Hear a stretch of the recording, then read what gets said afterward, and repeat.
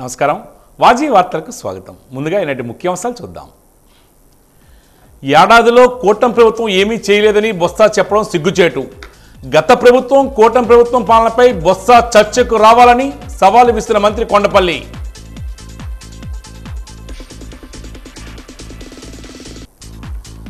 తోటపల్లి నీరును విడుదల చేసిన మంత్రి సంధ్యారాణి. రైతు సంక్షేమమే ప్రభుత్వ ధ్యేయమని వెల్లడి.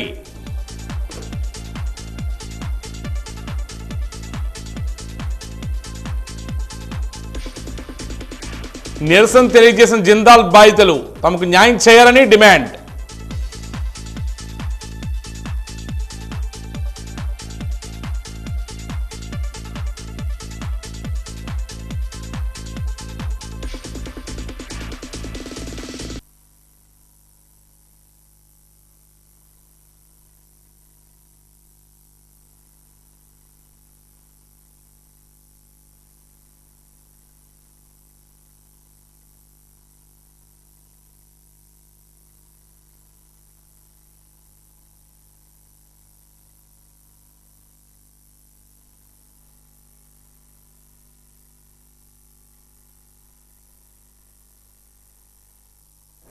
ఏడాది పాలనలో కూటమి ప్రభుత్వం చేసిన సంక్షేమ పథకాలు, అభివృద్ధి పథకాలను ప్రజల ముందుకు తీసుకువెళ్లి ప్రజలను భాగస్వామ్యం చేసేందుకు రాష్ట్ర ప్రభుత్వం రాష్ట్ర వ్యాప్తంగా తొలి అడుగు కార్యక్రమం చేపట్టింది. అందులో భాగంగా మంత్రులు, శాసనసభ్యులు ఊరు, వాడ, పల్లె, పట్టణాల్లో విస్తృతంగా పర్యటిస్తున్నారు. ఇందులో భాగంగా ఈరోజు రాష్ట్ర మంత్రి కొండపల్లి శ్రీనివాస్ జామి మండలం అన్నంరాజుపేటలో పర్యటించారు.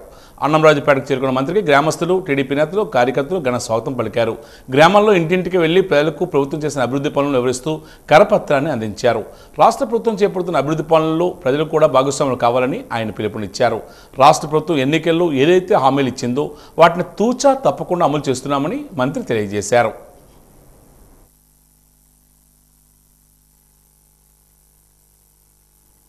ఒక 5 రోజులుగా మేము తిరుగుతున్నాం. ఈ 5 రోజుల్లో చాలా గ్రామాలు మేము వెళ్ళడం జరిగింది. గ్రామాల్లో ప్రజానీకం చాలా హర్షం వ్యక్తం చేస్తున్నారు ప్రభుత్వ పరిపాలన మీద. ఎందుకంటే గౌరవ ముఖ్యమంత్రి వర్యులు మాకు ఇచ్చినటువంటి కార్యాచరణ మీరు ప్రజల్లోకి మళ్ళీ వెళ్ళి ప్రజల్లో ఉన్నటువంటి స్పందన ఏ రకంగా ఉంది, మనం చేస్తున్నటువంటి అభివృద్ధి కానీ సంక్షేమం కానీ ప్రజలకు సరైన దశగా వెళ్తుందా లేదా, ఇంకా మనం ఏం చేయాలి అనే దాని మీద మమ్మల్ని దృష్టి సారించి ప్రజల వద్దకు వెళ్ళి కనుక్కోమని చెప్పడం జరిగింది. అయితే సంవత్సర కాలంలో సంక్షేమం, అభివృద్ధి అని 2 కళ్ళుగా భావించినటువంటి గౌరవ ముఖ్యమంత్రి వర్యులు ఒక మంచి సుపరిపాలన ఈ రాష్ట్రానికి, మన ప్రాంతానికి అందించడం జరిగింది.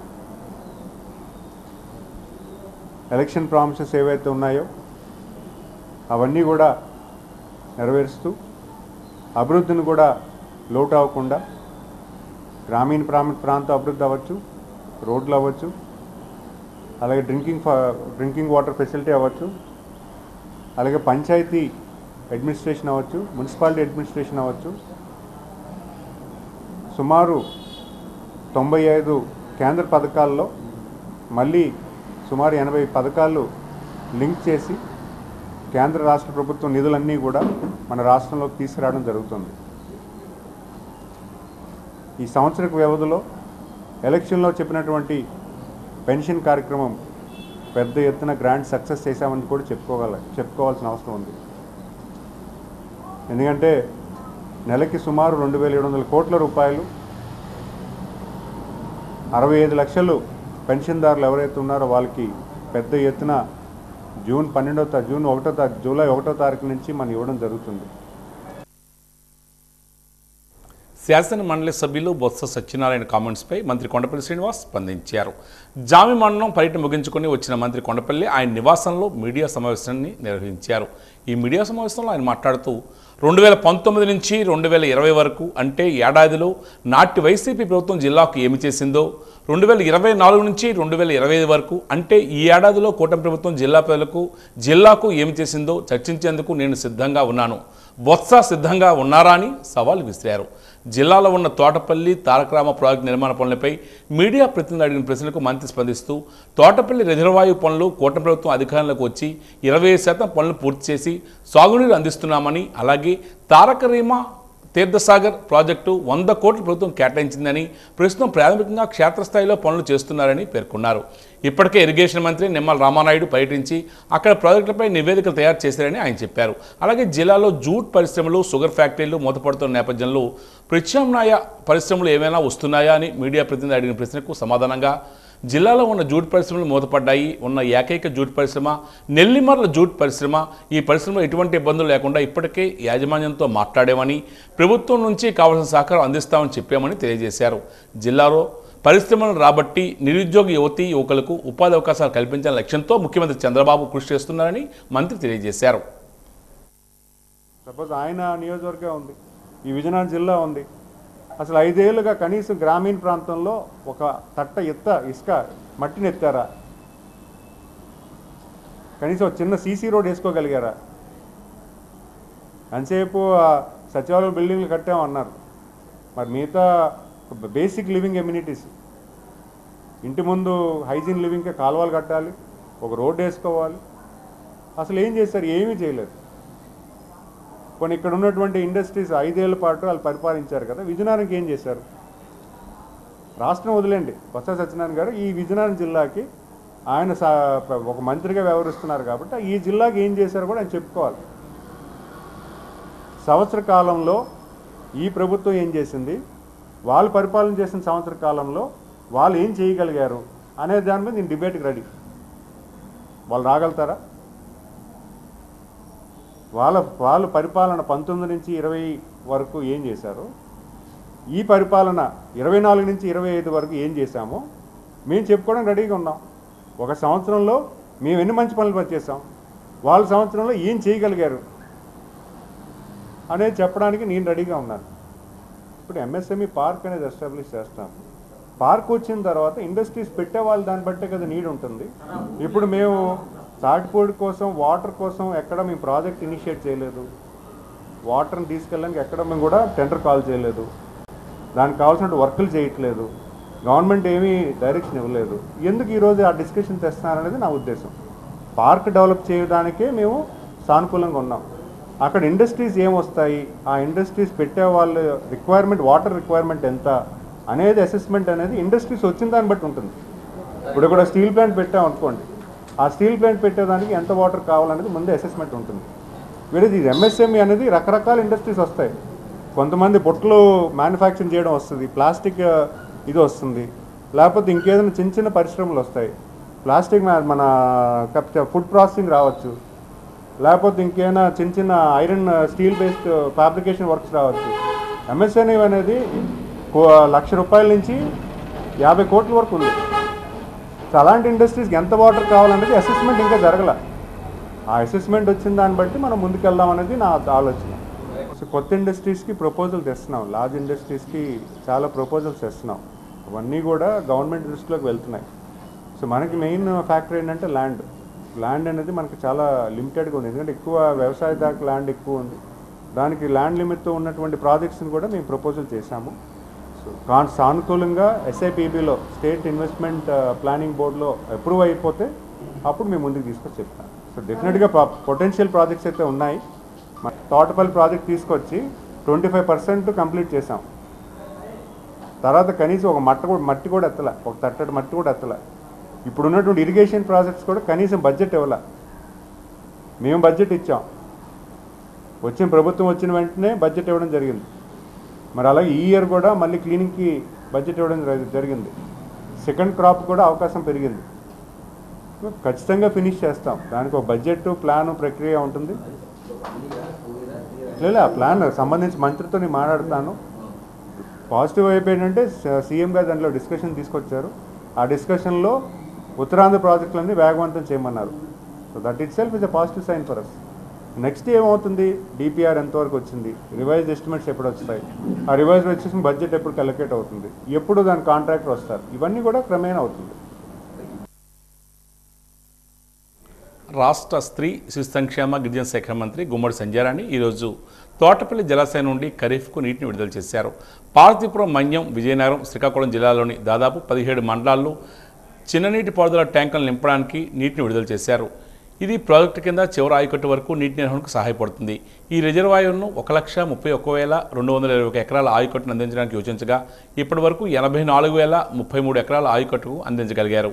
పార్వతీపురం, మన్యం జిల్లాలో 13,684 ఎకరాలకు గాను 5,238 ఎకరాలకు, అలాగే విజయనగరం జిల్లాలో 78,563 ఎకరాలకు గాను 55,443 ఎకరాలకు, శ్రీకాకుళం జిల్లాలో 38,974 ఎకరాలకు గాను 23,351 ఎకరాలకు సాగునీరు అందిస్తుంది. 2024 ఖరీఫ్ సమయంలో విజయనగరం జిల్లాలో మొత్తం 40,440 ఎకరాలకు, కాలువల కింద 13,133 ఎకరాల ఆయకట్టుకు చెరువుల ద్వారా, పార్వతీపురం, మన్యం జిల్లాలో 3,754 ఎకరాలకు కాలువలు, 2,269 ఎకరాలకు ఆయకట్టు చెరువుల కింద, శ్రీకాకుళం జిల్లాలో 14,415 ఎకరాలకు కాలువలు, 5,372 ఎకరాలకు ఆయకట్టు కాలువల ద్వారా సాగునీరు అందిస్తున్నారు. పాత ప్రధాన ఎడమ కాలువ ఎల్ఎంసి, ప్రధాన కుడి కాలువ ఆర్ఎంసి మరియు ఓపెన్ హెడ్ ఛానల్స్ కింద 64,000 హెక్టార్లు ఆయకట్టు స్థిరీకరణ జరిగింది. 2025 ఖరీఫ్లో కొత్త కుడి ప్రధాన కాలువ కింద సుమారు 84,033 ఎకరాల ఆయకట్టును, పాత తోటపల్లి రెగ్యులేటర్ ఆయకట్టు కింద 64,000 ఎకరాల స్థిరీకరణ చర్యలు చేపట్టారు. అంటే రెండో పంటకి నీరు విడుదల చేయకుండా, పనులు చేయకుండా అలాగే వదిలిపెట్టిన పరిస్థితి కూడా మన రైతులందరూ కూడా గమనించారు. అలాగే ప్రతి ఒక్కరు కూడా ఎన్ని ఇబ్బందులు పడ్డారో మీకందరికీ తెలుసు. ఎందుకంటే మద్దతు ధర లేక రైతులకి నీరు వదలక ఎన్ని ఇబ్బందులు పడ్డామో మీరందరూ గమనించారు. అదే విధంగా పార్వతీపురం, మన్యం జిల్లాలో ఉన్నటువంటి రైతులు ఎంత మంచివాళ్ళు అనేది ఒక్క తోటపల్లి ప్రాజెక్ట్ చూస్తేనే అర్థమవుతుంది. ఎందుకంటే మనం త్యాగం చేసాం. ఇక్కడ ఉన్నటువంటి రైతులు, ముఖ్యంగా కురుపాము నియోజకవర్గంలో ఉన్న రైతుల త్యాగమే ఈరోజు 85,000 ఎకరాలకు నీళ్లు ఇస్తున్నాము అంటే వాళ్ళ త్యాగ ఫలం నిజంగా కురుపాము నియోజకవర్గం రైతులకి, ముఖ్యంగా ఈ గ్రామ రైతులందరికీ నా హృదయపూర్వక నమస్కారాలు తెలియజేస్తున్నాను.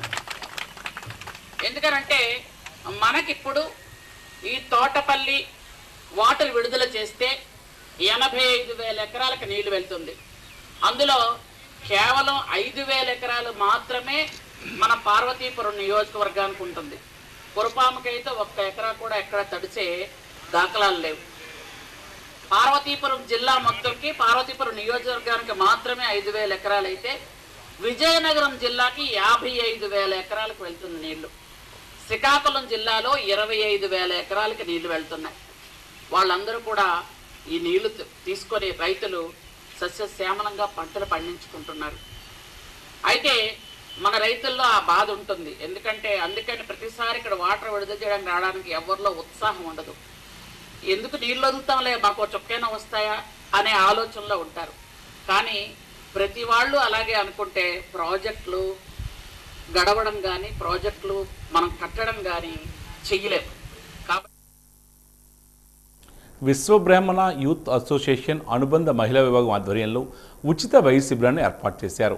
బొండాడి వీధి శ్రీ కామాక్షి అమ్మవారి దేవస్థానం కళ్యాణ మండపంలో ఉచితంగా కళ్ళు, దంతాలు, రక్తపోటు, గుండె సంబంధిత పరీక్షలు నిర్వహించినట్లు మహిళా విభాగం అధ్యక్షురాలు సునీత తెలియజేశారు.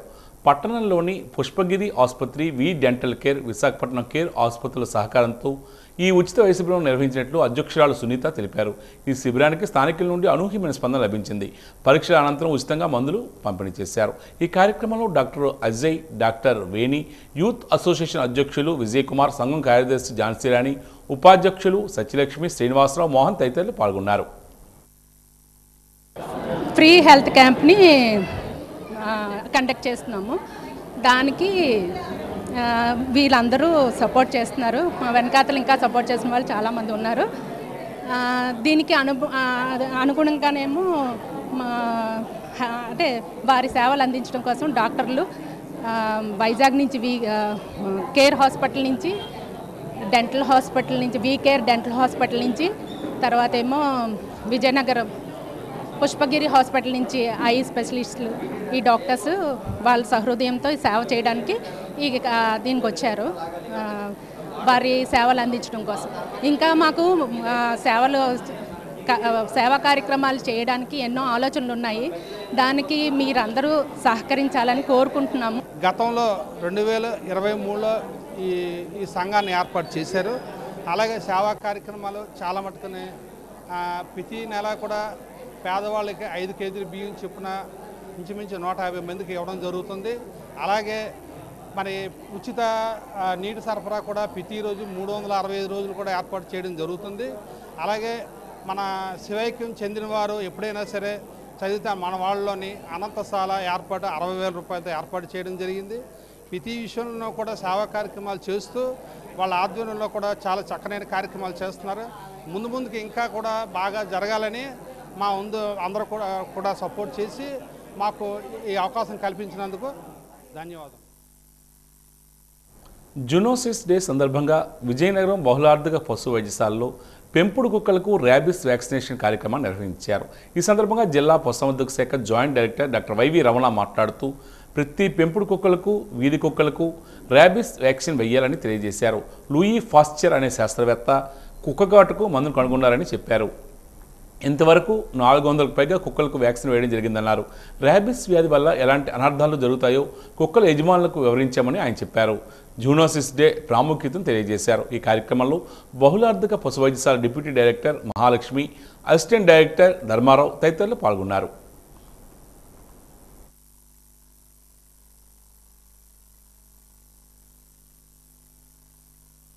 ఈ జూనోసిస్ డే అన్నది దాని ప్రాముఖ్యతని ప్రజలకు తెలియజేసి, అంటే జూనోసిస్ అంటే మనుషులకి వివిధ రకాలైన జంతువుల నుంచి పక్షుల నుంచి వచ్చే వ్యాధులు, వాటి వలన తీసుకోవాల్సిన జాగ్రత్తలు, వీటి గురించి వివరించే వాళ్ళకి అవేర్నెస్ కలగజేయాలనే ఉద్దేశంతో ఈ జూనోసిస్ డే అన్నది చేయడం జరుగుతుంది. దీనిలో భాగంగా జూనోసిస్ డేలో ముఖ్యంగా మనకి ఈ పిచ్చికుక్క వ్యాధి అన్నది ముఖ్యమైన జూనోటిక్ డిసీజ్ కాబట్టి దాని ప్రివెన్షన్కి ఇక్కడ ఉన్న వీధి కుక్కలకు అలాగే పెంపుడు కుక్కల యజమానులకు అందరికీ తెలియజేసి, అలాగే ఎవరు ఇక్కడికి ఈ కుక్కలను తీసుకొచ్చినా వాటన్నిటికీ యాంటీ ర్యాబిస్ టీకాను ఉచితంగా ఇవ్వడం జరుగుతుంది. ఇప్పటి వరకు 460 కుక్కలకి ఇక్కడ ఈ టీకాలు ఇవ్వడం జరిగింది. సాయంత్రం వరకు కూడా ఈ కార్యక్రమం జరుగుతుంది కాబట్టి ఈ కుక్కల యజమానులందరూ వారి పెంపుడు కుక్కల్ని అలాగే వాటిని సాకే వీధి కుక్కల్ని చూసేవాళ్ళు కూడా వాటిని కూడా తీసుకొచ్చినట్లయితే ఈ టీకాలు ఇక్కడ బహుళార్థ పశు వైద్యశాల క్యాంపస్లో ఇక్కడ విపిసి అంటే వెటనరీ పాలిక్లినిక్ డిప్యూటీ డైరెక్టర్ గారు డాక్టర్ మహాలక్ష్మి గారు, అలాగే వారి సిబ్బంది assistant directors doctor Dharmarao, Ramana, అలాగే డాక్టర్ మోహన్ వారి ఆధ్వర్యంలో ఈ కార్యక్రమం చాలా చక్కగా జరుగుతుంది. అలాగే ఈ సందర్భాన్ని ఉపయోగించుకొని ఇక్కడికి వచ్చిన పెంపుడు కుక్కల యజమానులందరికీ ఒక అవేర్నెస్ మీటింగ్ కూడా పెట్టడం జరిగింది. వివిధ రకాలైన జబ్బులు మనుషులకి పశువుల నుంచి వచ్చి అలాగే పెంపుడు కుక్కల నుంచి పక్షుల నుంచి కూడా వచ్చే వ్యాధులన్నీ వివరించి తీసుకోవాల్సిన జాగ్రత్తలు కూడా వారికి తెలియజేసి ఈ మానవాళి ఆరోగ్యంగా వారికి ఎటువంటి ఇబ్బందులు లేకుండా వారు ఉండడానికి ఈ ఎంతో కంపానియన్ యానిమల్స్ అనే ఈ పెంపుడు కుక్కల్ని ఆరోగ్యంగా ఉంచుకోవాల్సిన ఆవశ్యకతను కూడా వారికి తెలియజేసి ఈ సందర్భాన్ని పురస్కరించుకొని ఇట్లన్నిటికి ఉచిత యాంటీ రేబిస్ టీకాలు కూడా ఇవ్వడం జరిగింది. విజయనగరం గ్రేటర్ కార్పొరేషన్లో పారిశుధ్యం అస్తవ్యస్తంగా ఉంది. పారిశుధ్య నిర్మూలనే లక్ష్యంగా పనిచేస్తున్నామని, విస్తృతంగా వార్డు పర్యటన చేస్తున్నామని ప్రకటనలు చేస్తున్న అధికారుల మాటలకు చేతలకు అస్సలు పొంతం లేకుండా పోతుంది. వివరాల్లోకి వెళ్తే విజయనగరం పట్టణం నడిబొడ్డున నిత్యం ప్రయాణికులు రాకపోకలతో రద్దీగా ఉండే ప్రధాన రహదారి రైల్వే స్టేషన్ రోడ్డు. ఈ రోడ్డుపై నిత్యం దుర్గంధపు మురుగునీరు ప్రవహిస్తూనే ఉంటుంది. కానీ పట్టించుకునే నాదుడే కానీ సమస్యకు పరిష్కారం చేసేందుకు ప్రయత్నించే ప్రజాప్రతినిధి లేకపోవడంతో ఆ రహదారి దుర్వాసన, దుర్భర పరిస్థితి విజయనగరం పట్టణానికి వచ్చే ప్రయాణికులకు ఘన స్వాగతం పలుకుతుంది. విజయనగరం మహారాజుల చరిత్రకు గుర్తింపుగా ఉన్న కోట నమూనాతో రైల్వే స్టేషన్ అధికారులు ఆధునీకరించారు. అయితే రైల్వే స్టేషన్ ఆధునీకరణలో భాగంగా విజయనగరం రైల్వే స్టేషన్లో ఉన్న రిజర్వేషన్ కౌంటర్కు ఆనుకొని సామూహిక మరుగుదొడ్లు నిర్మాణం చేపట్టారు. అలాగే రైల్వే శాఖ పరిధిలో ఉన్న స్థలంలో చుట్టూ ప్రహారీ గోడ నిర్మాణం చేపట్టారు. దీంతో రైల్వే స్టేషన్ వాడే వాడిక నీరు అలాగే మురుగుదొడ్ల నుంచి మురుగునీరు బయటికి రావడం, మున్సిపల్ డ్రైనేజీ మూసుకుపోవడంతో మయూరి జంక్షన్ నుంచి రైల్వే స్టేషన్ వరకు ఉన్న రైల్వే క్వార్టర్సు కార్యాలయాల నుంచి వచ్చే డ్రైనేజీ వాటరు, వర్షపు నీరు ఈ రోడ్డుపై ప్రవహించడంతో రహదారి అస్తవ్యస్తంగా ఉండడమే కాకుండా అటువైపుగా వస్తున్న పాదచారులు, వాహన చోదకులు దుర్వాసన, దుర్భర పరిస్థితి చూసి ఇదేనా విజయనగరం గ్రేటర్ కార్పొరేషన్ పరిస్థితి అని ముక్కు మీద వేలు వేసుకుంటున్నారు. ఇక ఒరిస్సా, ఛత్తీస్గఢ్ ప్రాంతాల నుంచి వచ్చే రైల్వే ప్రయాణికులకు విజయనగరం రైల్వే స్టేషన్ కేంద్రంగా ప్రయాణాలు సాగిస్తూ ఉంటారు. నిత్యం వేల మంది ఇక్కడి నుంచి ప్రయాణిస్తూ ఉంటారు.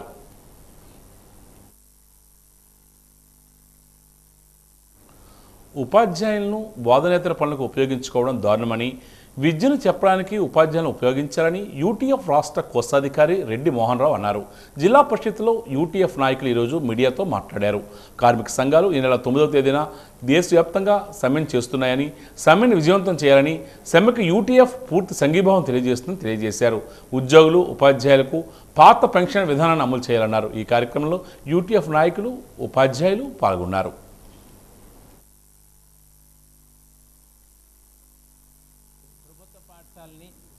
పటిష్టపరచాల్సిన అవసరం చాలా ఉంది. ప్రభుత్వ పాఠశాలలో పిల్లలు తగ్గుతూ ఉన్నారు. దీనికి బాధ్యతను ప్రభుత్వం కూడా తీసుకోవాల్సి ఉంది. ఉపాధ్యాయుల్ని, పనివేళలన్నీ కూడా బోధనకే కేటాయించే విధంగా ఉండాలి. ఈరోజు ప్రభుత్వ చర్యలు తీసుకుంటుంటే చెప్పడం మాత్రం ఆ విధంగానే చెప్తున్నారు, బోధనేతర పనులకు ఉపాధ్యాయులు వినియోగించమని. కానీ అదేవిధంగా కార్మికులకి ఎప్పటి నుండో బ్రిటిష్ ప్రభుత్వం ఉన్నటువంటి హక్కులను ఈరోజు 4 ల్యాబ్ ఈ ఏడాది రుతుపవనాలు ముందస్తుగా రావడంతో జిల్లాలో వర్షపాతం అధికంగా నమోదైందని జిల్లా వ్యవసాయ అధికారి విటి రామారావు అన్నారు. ఈరోజు ఆయన వాజీ న్యూస్తో మాట్లాడుతూ జిల్లాలో ఖరీఫ్ సీజన్లో వ్యవసాయం చేసేందుకు అనుకూలమైన వాతావరణం ఉందని తెలియజేశారు. జిల్లాలో ఇప్పటివరకు కురిసిన వర్షం వల్ల సాధారణ వర్షపాతం కన్నా ఎక్కువగా వర్షపాతం నమోదు కావడంతో రైతులు నారుమడుల్లో వరి నారు వేసుకోవచ్చునని తెలియజేశారు. చెరువుల్లో నీరు చేరడంతో 3 నెలల పాటు సాగునీటికి ఇబ్బంది ఉండదన్నారు.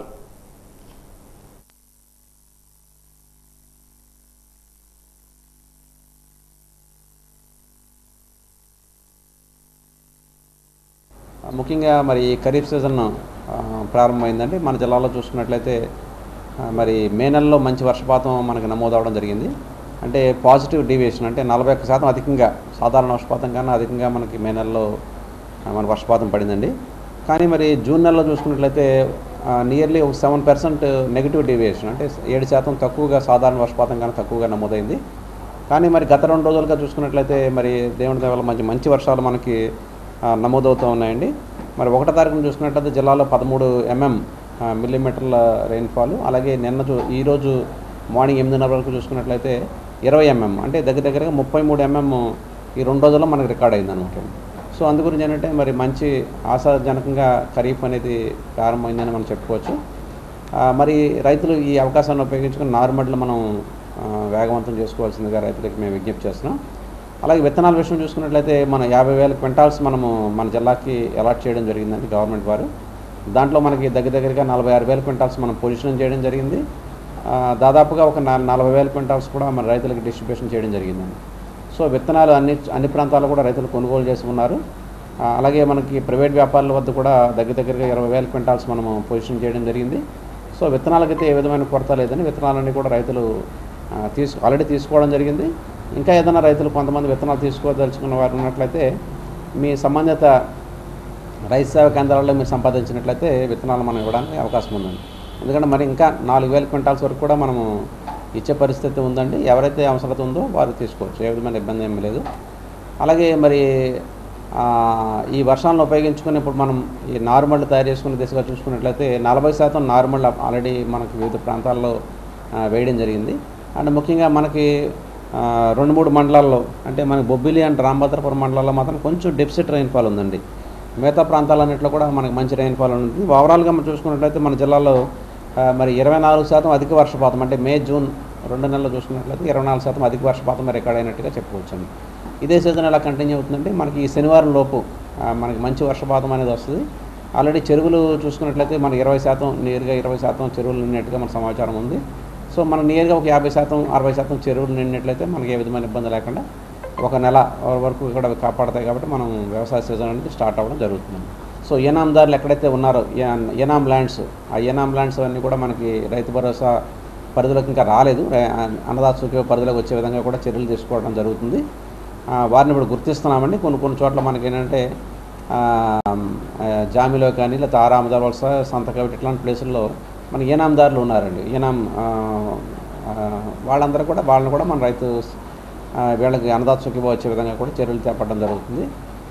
వీరిని మనం 2-3 రోజుల్లో వారు ఎక్కడైతే ఉన్నారో వాళ్ళ యొక్క డీటెయిల్స్ అన్నీ తీసుకుని మన కలెక్టర్ గారి ద్వారా మన కమిషనరేట్కి ఆ కార్యక్రమం పంపించి బ్యాక్ ఎండ్లో ఇవన్నీ కూడా వీళ్ళని కూడా యాడ్ చేసి మనము వీటికి కూడా ఈ సదుపాయం కల్పించడం జరుగుతుంది.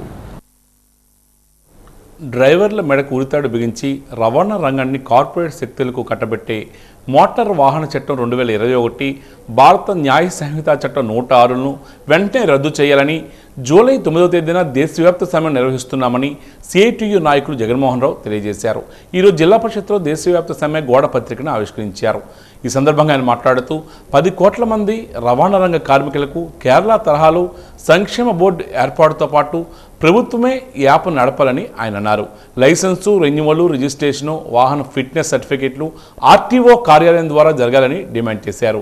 అలాగే అచ్యుతాపురంలో ఏర్పాటు చేసిన ప్రైవేట్ ఫిట్నెస్ సెంటర్ను రద్దు చేయాలని కోరారు.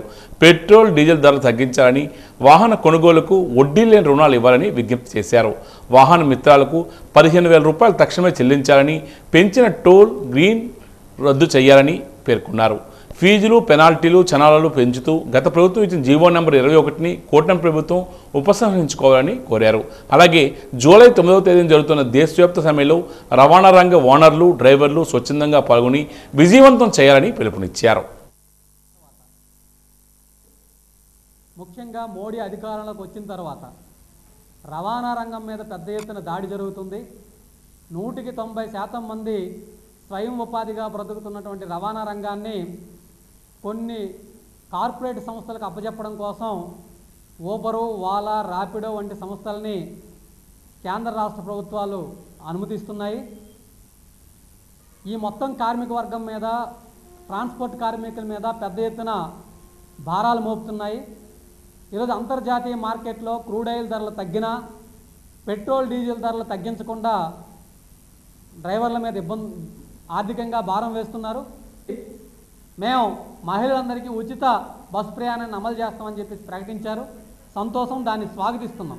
అదే సందర్భంలో దానివల్ల నష్టపోతున్నటువంటి ఆటో కానీ, మ్యాక్సీ క్యాబ్ కానీ లేదా టాక్సీ డ్రైవర్లకి ఏం చేస్తారు, ఆ నష్టాన్ని ఎలా చేస్తారని చెప్పేసి మేము ప్రశ్నిస్తున్నాం. వీటన్నిటికీ రాష్ట్ర ప్రభుత్వం సమాధానం చెప్పాల్సినటువంటి అవసరం ఉంది. మరొక వైపు గత ప్రభుత్వం అన్ని రకాలుగా బాధుడని చెప్పి చంద్రబాబు నాయుడు గారు పెద్ద ఎత్తున ప్రచారం చేశారు. మరి ఈ ప్రభుత్వం జీవో నెంబర్ 21 ఎందుకు రద్దు చేయడం లేదు? ఈరోజు ఈ చలానాలు కానీ అన్ని రకాల చలానాలు పెంచుతూ ఇచ్చినటువంటి జీవో నెంబర్ 21ని తక్షణమే రద్దు చేయాలని చెప్పేసి కోరుతూ, మరి రవాణా రంగంలో ఉన్నటువంటి డ్రైవర్లకు ఎటువంటి సంక్షేమ చట్టం కానీ, బోర్డు కానీ, ఎటువంటి భద్రత కానీ లేదు. అందుకని చెప్పే ఒక సంక్షేమ బోర్డు ఏర్పాటు చేయాలని చెప్పి దానికి ప్రభుత్వం, కేంద్ర ప్రభుత్వం కానీ రాష్ట్ర ప్రభుత్వం కానీ ₹1 ఇవ్వక్కర్లేదు. అందరి దగ్గర ఎంతో కొంత మీరు మినిమం ప్రైస్ వసూలు చేస్తే వాటన్నిటిని సంక్షేమ బోర్డు ద్వారా అమలు చేస్తే ఖచ్చితంగా వాళ్ళ కష్టానికి, సుఖానికి, బాధకి, ఇబ్బందికి ఉపయోగపడే విధంగా ఉంటుంది. ఆ విధంగా కేరళలో సంక్షేమ బోర్డు నడుస్తుంది. మరి మోడీ, చంద్రబాబు ఎందుకు ఆ విధంగా సంక్షేమ బోర్డు ఏర్పాటు చేయరని చెప్పేసి మేము ప్రశ్నిస్తున్నాం. అందుకనే ఈ సమ్మెలో మొత్తం డ్రైవర్లందరూ కూడా పాల్గొవాలని చెప్పేసి పిలుపునిస్తున్నాం. ప్రముఖ రచయిత జీవి శ్రీనివాస్ రచించిన చరిత్ర చెప్పిన కథలు, కథా సంపుటి పుస్తకావిష్కరణను స్థానిక ప్రైవేట్ హోటల్లో సంఘ సంస్కర్త, మయూరి హోటల్ అధినేత యార్లగడ్డ బాబురావు చేతుల మీదుగా పుస్తకావిష్కరణ నిర్వహించారు. ఈ కార్యక్రమంలో చరిత్ర చెప్పిన కథలు పుస్తక సమీక్షలుగా హాజరైన ప్రముఖ రచయిత, పూర్వ convener, Indian National Trust for Art and Culture Heritage Rani Sharma మాట్లాడుతూ, స్థానిక చరిత్ర అంటూ ప్రతి పల్లెకు, గ్రామానికి, కుగ్రామాలకు ఉంటుందన్నారు. అటువంటి చరిత్రలు దక్షిణ భారతదేశం వెనక్కి నెట్టవేయబడిందన్నారు. శ్రీనివాస్ రచించిన చరిత్రను బయటకు తీసుకురావడానికి ఉపయోగపడుతుందన్నారు. ప్రతి ఊరిలో మట్టిలో కలిసిపోయిన బుద్ధ చరిత్రను బయటకు తీసుకురావడానికి, అదేవిధంగా స్థానిక చరిత్ర పేరును బట్టి చరిత్ర చెప్పవచ్చునని పేర్కొన్నారు. స్థానిక ప్రజల ఉద్యమాలపై తీసుకొస్తామని తెలియజేశారు.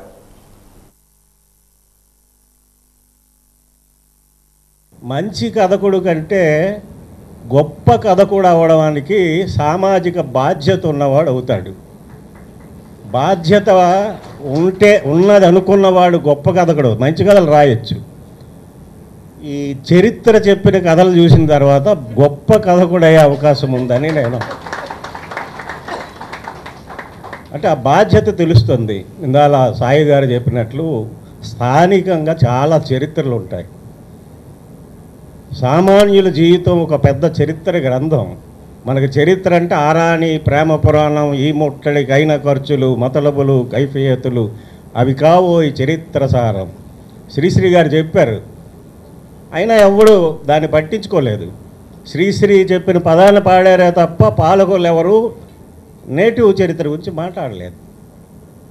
తెలుసుకోవడానికి చరిత్రని నిర్మాణం చేయడం కోసమే, పునర్నిర్మాణం చేయడం కోసం, భవిష్యత్ చరిత్రని పునర్నిర్మాణం చేయడం కోసం.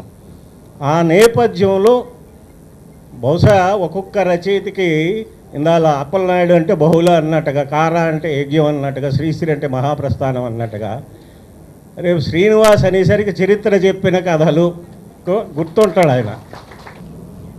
ప్రతి కథ కూడా పుట్టడానికి చాలా బుక్స్ చదవడం జరిగింది. ముఖ్యంగా నాకు ప్రతి అణువు అండగా ఉండే రచయితలు చాలామంది ఇక్కడ ఉన్నారు. ప్రతి కథ చదివి నాకు ఫోన్ చేసేవారు. రఘునందన్ గారు, రఘునందన్ భాగ్యశ్రీ గారు నాకు విజయనగరం సంస్కృతం పరిచయం చేశారు, సభలు పరిచయం చేశారు. కథల్ని మన ఎన్కే బాబు గారు పరిచయం చేశారు. ఎలా అధ్యయనం చేయాలి, ఏ బుక్ చదవాలో చెప్పి మంజరి గారు చెప్పారు. కరోనా కాలంలో నా చేత ఆయన మంజరి గారు పుస్తకాలు కొనిపించి 20 బుక్స్ చదివించారు. చదివించిన తర్వాత ఫోన్ చేసి బుక్స్ చెప్పమనేవారు, ఆయన పరీక్ష పెట్టేవారు. ఆయన ముఖ్యంగా పర్వ, నా జీవితంలో చిన్న అత్యంత పుస్తకం ఏంటంటే పర్వ అని చెప్తాను. ఒక సామాన్యుడు బల్జీల సారం ఎర్రయ్య అని ఒక ఆయన, బల్జీ సారం ఎర్రయ్య మహారాజుని నడి రోడ్లో కత్తితో పొడిచేస్తాడు. ఆ కాలంలో ఒక రాజు మీద తిరుగుబాటు చేశాడంటే వాడికి ఎంత కడుపుండి ఉండాలి? కారణం ఏమై ఉంటుంది? అసలు రాజు ఎవరు, ఆ రాజుతో చరిత్ర ఏంటి? అది తీసినప్పుడు నాకు ఏమో తెలియలేదు. అప్పుడు వెంకయ్య బాబు గారికి వచ్చి అడిగాను, సార్ కొండవీడిలో కథ రాయాలి, ఏం చేయాలి? ఆయన మోదుగు రవికృష్ణ గారిది అనుకుంటే పేరు అదే సార్ది ఒక బుక్ ఇచ్చారు, కొండవీడి కైఫీతులని. అది చదివిన తర్వాత ఒక కల్పిత పాత్రలే, నేను రాసిన కథలో అంతా కల్పితమే ఉంది. కేవలం మహిళలకు స్వయం ఉపాధిని కల్పించడమే లక్ష్యంగా టైలరింగ్లో బీసీ కార్పొరేషన్ ఆధ్వర్యంలో కుట్టు శిక్షణా కార్యక్రమం నిర్వహిస్తున్నామని బీసీ కార్పొరేషన్ ఏడీ పెంటోజీరావు పేర్కొన్నారు. కలెక్టరేట్లోని ఈరోజు తన కార్యాలయంలో వాజీ న్యూస్తో మాట్లాడారు. 3274 మంది మహిళలకు శిక్షణ ఇస్తున్నామని ఆయన చెప్పారు. ప్రస్తుతం 90 రోజుల సెక్షన్లు 60 రోజులు పూర్తయిందని ఆయన చెప్పారు. ఫేషియల్ హాజరు కాని వారికి శిక్షణ కల్పిస్తున్నామన్నారు. ప్రతి మండలంలోనూ ఎంపీడీఓలు కుట్టు మిషన్ శిక్షణా కేంద్రాలను తనిఖీ చేస్తున్నారని ఆయన పేర్కొన్నారు.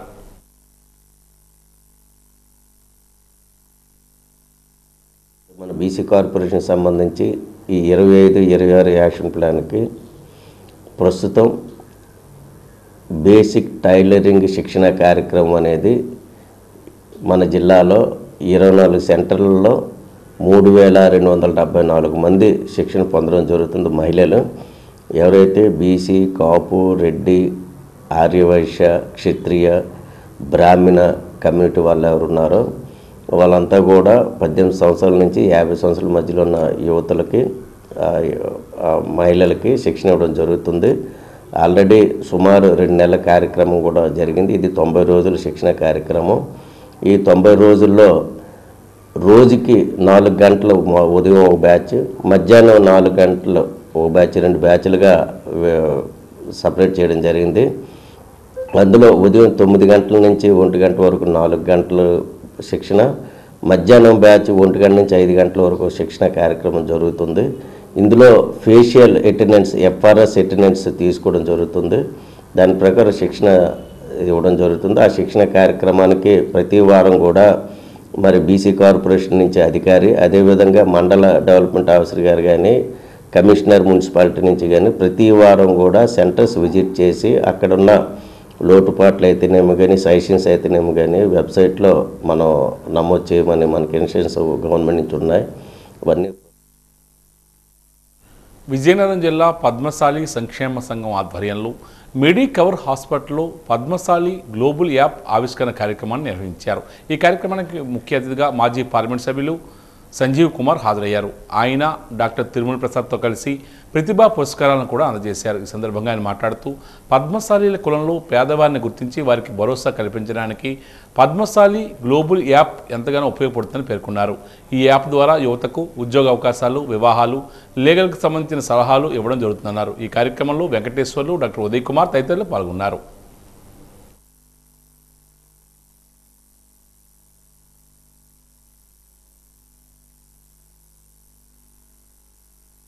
బలమే మనకు జీవితం, మన బలహీనతే మనకు మరణం అని వివేకానంద స్వామి చెప్పారు. మన బలం నిరూపించుకోవాలి. మన బలం ద్వారా మనం అందరం కూడా లబ్ధి పొందాలి అంటే అందరూ కూడా పద్మశాలి గ్లోబల్ యాప్లో సభ్యులు కండి. దీనివల్ల మనకి ఏం డబ్బు ఖర్చు ఉండదు. కేవలం సంవత్సరానికి 100 రూపాయలు మాత్రమే నామమాత్రంగా ఫీజు పెట్టారు. దాని ద్వారా మనకు అనేక బెనిఫిట్స్ ఉన్నాయి. ఉదాహరణకు మ్యాట్రిమోనీ ఈజ్ ఫ్రీ. మీరు ఎన్ని సంవత్సరం పొడుతున్న ఎన్ని సంబంధాలు చూసుకుని కూడా ఫ్రీ.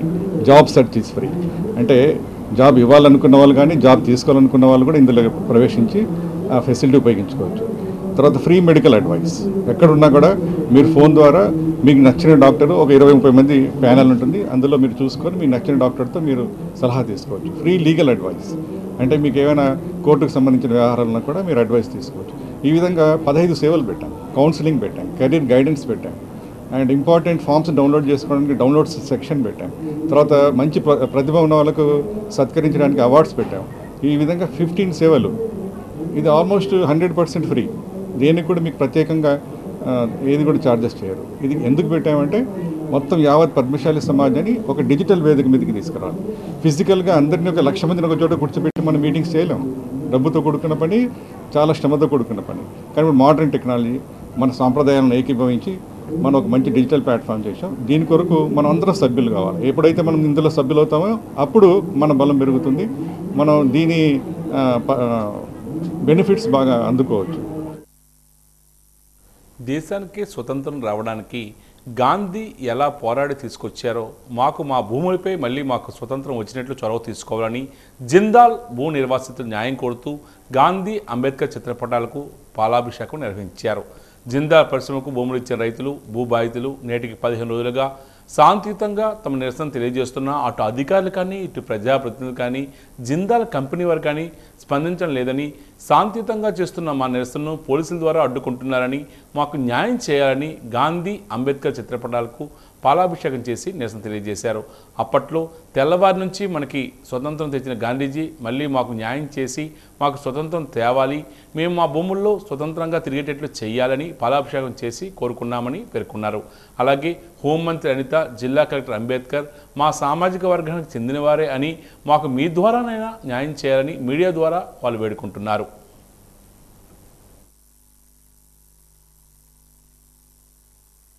గత 18 ఏళ్ళుగా చాలా ఇబ్బందులు పడుతున్నామండి. ప్రభుత్వం వారు దయించి ఈ రూపంలో సరే అర్థం చేసుకొని మా అధికారులు వచ్చి మా సమస్యలు తీరుతాను కోరుతున్నామండి. అదేవిధంగా నేను గత 15 రోజులుగా నేను ఈ జిందాల్లో వ్యవహారంలో, ధర్నాలు, దీక్షలో నేను సమానంగా రైతులతో పాటు సమానంగా దీక్షలు చేయడం చూశాను. నాపై దాడి కూడా జరిగింది. దాడి చేసిన అనంతరం సుమారుగా కింద శనివారం జరిగి ఈ శనివారం ఒక వారం రోజులు అవుతుంది సుమారుగాను. కానీ ఇప్పటికొచ్చి కూడాను అది నాపై జరిగింది దాడి గురించి కనీసం పోలీసు వారు కూడా అసలు ఏం జరిగింది అనేది కూడా తెలియలేదండి. కావున మా హరిజనులకి భూములు పోయి మేము చాలా ఇబ్బందులు పడుతున్నామండి.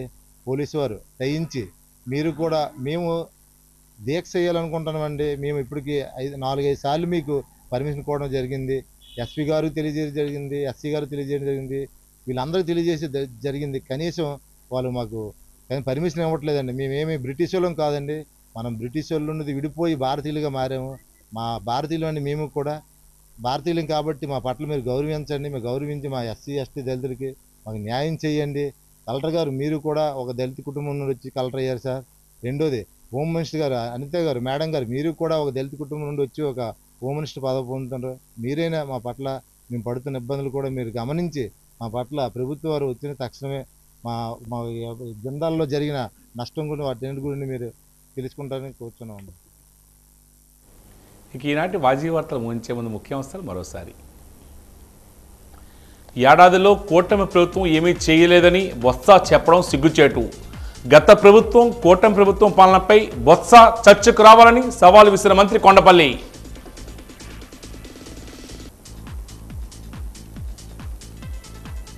తోటపల్లి నీరుని విడుదల చేసిన మంత్రి సంధ్యారాణి రైతు సంక్షేమమే ప్రభుత్వ ధ్యేయమని వెల్లడి.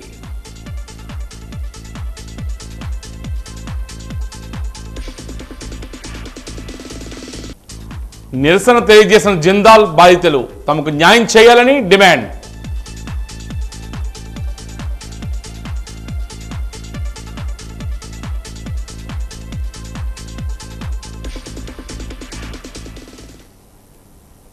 వాజీ వార్తలు ఇంతటితో సమాప్తం. నమస్కారం.